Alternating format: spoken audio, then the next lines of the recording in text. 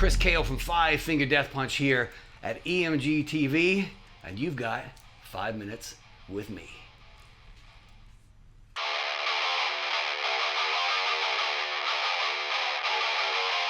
My favorite riff to play live, I believe, would be Under and Over It, off of American Capitalist record. I like that riff a lot because I get to sing over top of that.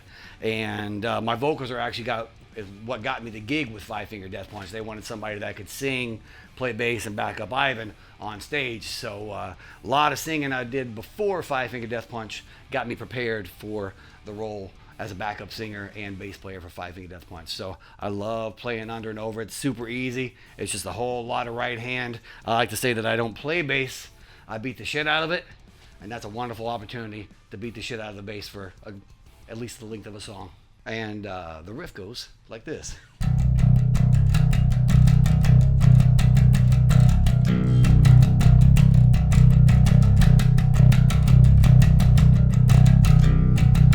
Did you hear the one about me being a punk? And so on and so forth. Another one of my favorite riffs is off the first record, Way of the Fist, and I believe it was the third song that I ever played with Five Finger Death Punch. And it is Salvation.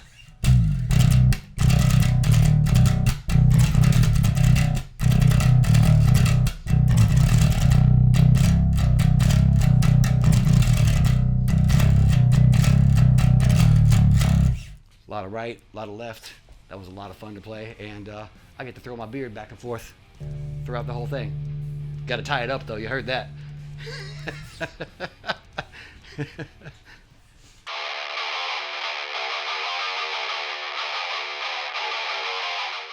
One riff that every bass player should know how to play. I'm rocking my Motorhead belt buckle underneath here. Oh, look at that. It's for the kids right there. Zoom in, you got that. Motorhead, Ace of Spades by Motorhead.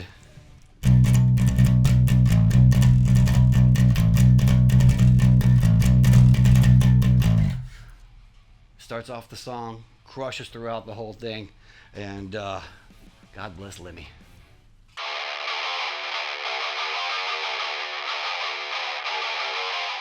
My favorite style body for a bass guitar goes back to 1984, Nikki Sixx, Motley Crue, the BC Rich Warlock. It is the bass that I bought with my own money back in, I don't remember what year it was. I was 15 or 16 in Lexington, Kentucky, and worked over the summer to buy my own BC Rich. I remember it was $333, BC Rich NJ Series, and I loved that bass guitar. And we got to bring out 6 a.m. on the road with us. So to be able to have the dude that inspired me to play the BC Rich Warlock as I was playing BC Rich Warlocks on stage with Five Finger Death Punch, that was pretty cool.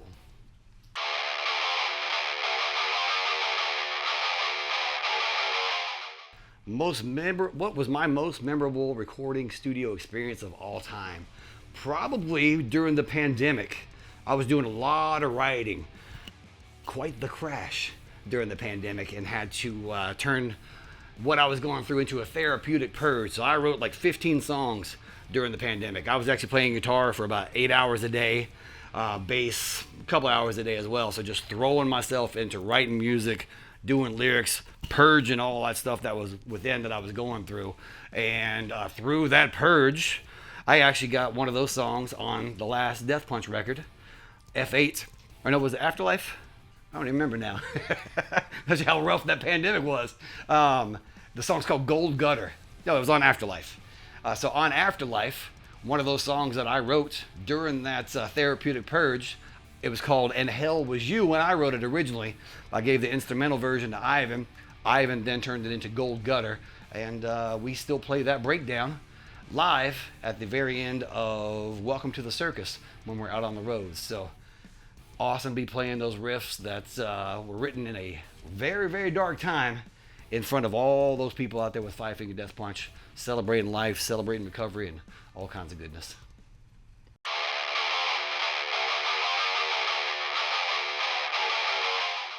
My favorite live experience ever was we were in, I believe it was France. I know it was overseas.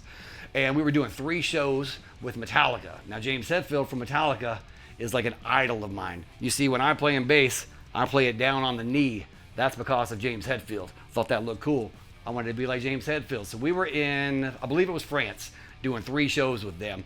And I'm up there. The first show was okay. You could definitely tell it was Metallica and us. The second one, though, was like, woo! We were crushing. The crowd was going crazy. It might as well have been our crowd out that day. And I look over my shoulder, and in bass world over there was a guy that looked to be like it would be James Hetfield's uncle, somebody like related to James. And I was like, oh, yeah.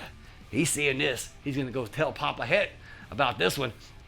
Crushing, going through, and you just see the guy over on the side just like, man, this is incredible, just watching the crowd. I walked over, I was like, hey, not bad for a big rock show if you like big rock shows, right? Gave him a fist bump, walked back out, continued crushing. He disappeared after about 3 or 4 songs. Now, when I got off stage, I got on my phone, like we all do, and I was checking Instagram. My buddy Frank Carter from Frank Carter and the Rattlesnakes had a picture with that guy that was watching over there. It was James Hetfield. I was so in the moment, and it just didn't make sense that James Hetfield would be on the side of the stage watching us for 3 or 4 songs. I thought for sure it was a relative of his. And with that scouting expedition that they went on and saw that show, we got picked up to go around the world with Metallica on that last tour. Oh, life is good.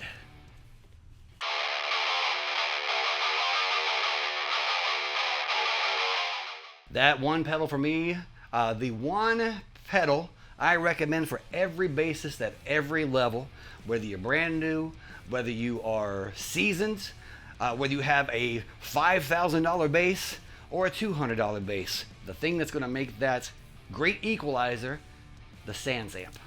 Highly, highly recommended. They got the small pedal, they got the rack, gives you that nice bite, that drive, particularly if you're playing metal. That's the sound for me. Like everything from, I was very inspired by Chris Beatty from Hatebreed. Love that dude, loved his tone, and definitely wanted to model my sound after him and them out on, I think they were playing with Slipknot somewhere, and I was like, oh my God, what is that bass tone? So the SansAmp, it's the pocket size. I know so many people in Las Vegas that are doing all the cover gigs and all the casinos. They don't even bring amps with them. They bring the SansAmp, plug right into the board. It's the working man's equipment right there. And for those of us that don't really work that much at all, same.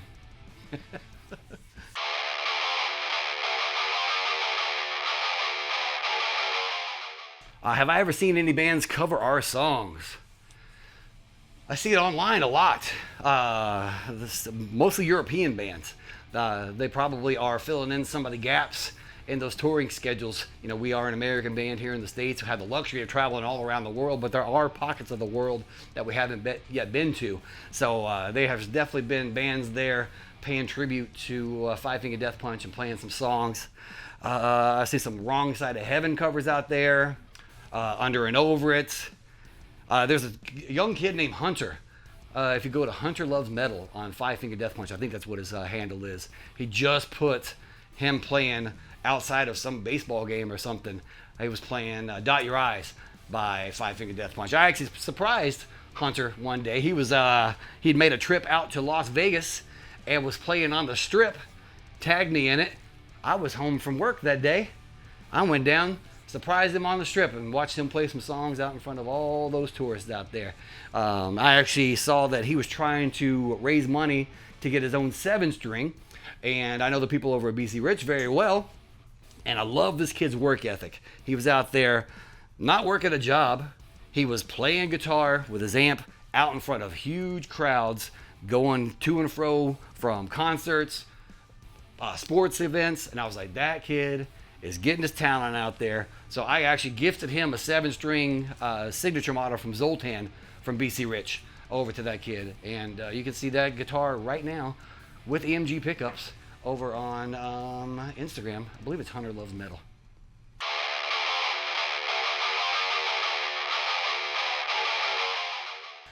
Do I have a doppelganger? Well, my friends, if you listen to Five Finger Death Punch, I'm guessing you're probably also fans of the UFC.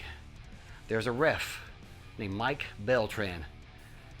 He says that wherever he goes, he's got people going, hey, are you Chris Kael?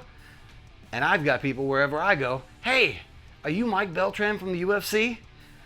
I actually got to run into him and meet him at the Mayhem Fest in San Bernardino. So those powers collided together. That crowd did not know what the hell to think.